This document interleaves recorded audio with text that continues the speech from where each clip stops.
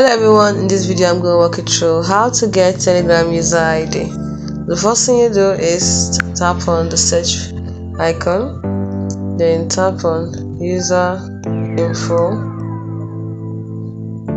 You can use this one. There are many options, but I prefer using this one.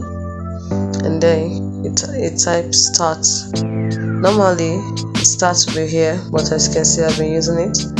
So you can type start and type send, and your particular user info will be shown to you. Make sure you have a /